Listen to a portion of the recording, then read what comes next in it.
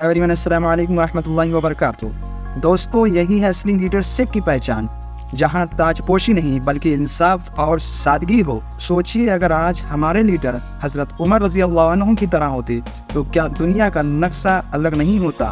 السلام علیکم ورحمۃ اللہ وبرکاتہ۔ چلو آج میں آپ لوگوں کو ایک واقعہ سناتا ہوں۔ یہ واقعہ ہمارے اندر ایک بہت بڑا چینج لا سکتا ہے اگر ہم اس واقعے کو احساس کے ساتھ سنیں، دل کے کانوں سے اس کو سننے کی اگر کوشش کریں۔ حضرت عمر فاروق رضی اللہ تعالیٰ عنہ کی خلافت کا یہ واقعہ ہے۔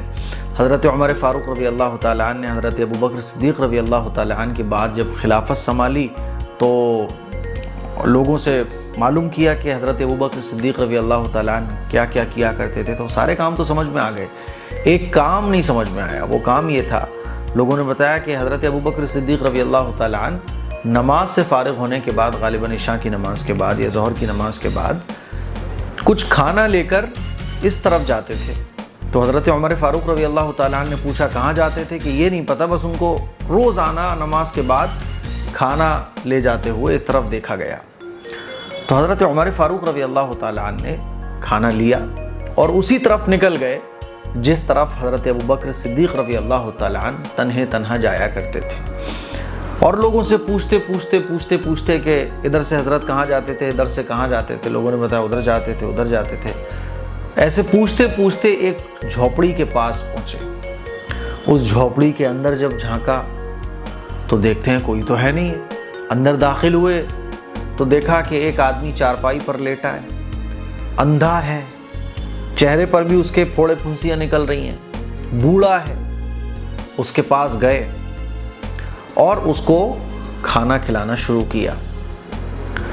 تو جیسے ہی وہ اس کو کھانا کھلانے جا رہے تھے، جو کھانا لے کر گئے تھے، سمجھ گئے کہ حضرت ابو بکر صدیق رضی اللہ تعالیٰ عنہ اسی بوڑھے آدمی کے پاس آیا کرتے تھے۔ تو جیسے ہی اس کو کھانا کھلانا شروع کیا تو اس نے ہاتھ روک لیا اور کہنے لگا 3 دن سے کہاں تھے؟ ارے بھائی 3 دن سے کہاں تھے؟ تو حضرت عمر فاروق رضی اللہ تعالیٰ عنہ کچھ بولے نہیں۔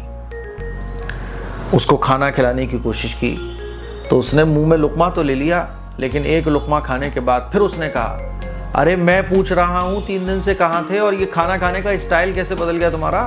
کھانا کھانے کا طریقہ کیسے بدل گیا؟ ایک تو 3 دن بعد آئے ہو، اس کے بارے میں بھی مجھے بتا نہیں رہے ہو، اور یہ کھانا کھلانے کا بھی طریقہ تمہارا بدل گیا ہے۔ کیونکہ حضرت ابو بکر صدیق رضی اللہ تعالیٰ عنہ کوئی دوسرے طریقے سے کھلاتے ہوں گے، بیٹھنے کا ان کا طریقہ الگ ہوگا، لقمہ بنانے کا الگ طریقہ ہوگا۔ اندازہ ہو جاتا ہے نا، جیسے ایک بچہ اپنی ماں کے ہاتھ کو، چھوٹا سا بچہ سمجھتا ہے کہ ماں نے لے لیا۔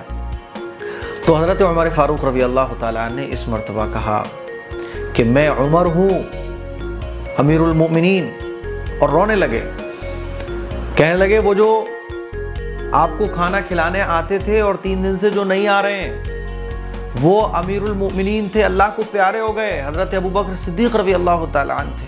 تو وہ بوڑھا آدمی اپنی جگہ سے کھڑا ہو گیا اور کھڑا ہو کے کہنے لگا وہ 2 سال سے میرے پاس بغیر ناغہ آتے تھے، مجھے کھانا کھلا کر جاتے تھے، مجھے تو آج تک انہوں نے نہیں بتایا کہ وہ امیر المؤمنین حضرت ابو بکر صدیق رضی اللہ تعالیٰ عنہ۔ اے عمر، مجھے کلمہ پڑھاؤ، میں مسلمان ہونا چاہتا ہوں۔ حضرت عمر فاروق رضی اللہ تعالیٰ عنہ نے اس کو کلمہ پڑھایا اور وہ غیر مسلم اسلام میں داخل ہو گیا۔ میں آپ کو یہ واقعہ کیوں سنا رہا ہوں؟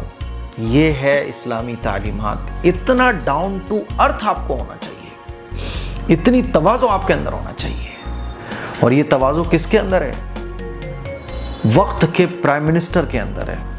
اس مسلمانوں کا جو پرائم منسٹر حضرت ابو بکر صدیق رضی اللہ تعالیٰ عنہ، ان کی یہ تواضع ہے کہ روزانہ نماز کے بعد جا رہے ہیں، اس بوڑھے آدمی کو کھانا کھلا کے آ رہے ہیں، کسی کو خبر نہیں۔ اور بعد میں جو پرائم منسٹر بنے حضرت عمر فاروق رضی اللہ تعالیٰ عنہ امیر المؤمنین، ان کا یہ عمل ہے کہ جا رہے ہیں اس بوڑھے آدمی کو کھانا کھلا رہے ہیں۔ سمجھ رہے ہو آپ؟ ہمارے یہاں تو دیکھو، ذرا کوئی پارشد بن جائے، ذرا کوئی ودھایک بن جائے، تھوڑا سا وہ ادھیکش بن جائے، اس کے اندر کیسی اکڑ آ جاتی ہے۔ یہ اکڑ جو آپ کے اندر آ گئی، یہ اسلامی تعلیمات نہیں ہے۔ آپ کبھی بھی عزت نہیں پا سکتے۔ ہاں، تھوڑے دن تو آپ کی دھاک جم سکتی ہے، آپ کے ظلم کی وجہ سے، آپ کے پیسے کی وجہ سے، آپ کی پاور کی وجہ سے، لیکن جو اصل عزت دینے والی ذات اللہ کی ہے نا، اس کی دی ہوئی عزت آپ کو کبھی نہیں حاصل ہو سکتی۔ پھر دیکھو حضرت ابو بکر صدیق رضی اللہ تعالیٰ عنہ کو دنیا کیسے یاد کرتی ہے، حضرت عمر فاروق رضی اللہ تعالیٰ عنہ کو کیسے دنیا یاد کرتی ہے۔ حضرت عمر فاروق رضی اللہ تعالیٰ عنہ کی بیوی فرماتی ہیں کہ رات کو حضرت عمر فاروق رضی اللہ تعالیٰ عنہ جب تہجد کے لیے مصلی بچھاتے تھے تو اللہ کے سامنے خوب روتے تھے، میری آنکھ کھل جاتی تھی اور میں پوچھتی تھی اتنا کیوں رو رہے ہیں آپ؟ تو کہتے تھے کہ میرے اوپر ذمہ داری ہے، مجھے امیر المومنین بنایا گیا ہے، اور میری خلافت میں بہت سارے یتیم بھی ہیں، بیوائیں بھی ہیں، مسکین بھی ہیں، نہ جانے کون ایسی عورت ہوگی جو بیوہ ہوگی، نہ جانے کون ایسا بچہ ہوگا جو یتیم ہوگا، نہ جانے کون ایسا بوڑھا ہوگا جو بے سہارا ہوگا اور شاید کہ مجھ تک نہ پہنچ سکا ہو۔ یہ وقت کے امیر المومنین کا حال ہے۔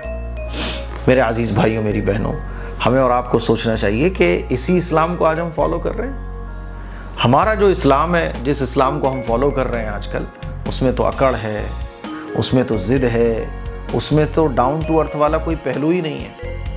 یہ واقعہ سنا کر میں یہ بتانا چاہتا ہوں، اتنا ڈاؤن ٹو ارتھ ہمیں بننا چاہیے، خاص طور پر جب ہمارے پاس کوئی عہدہ ہو۔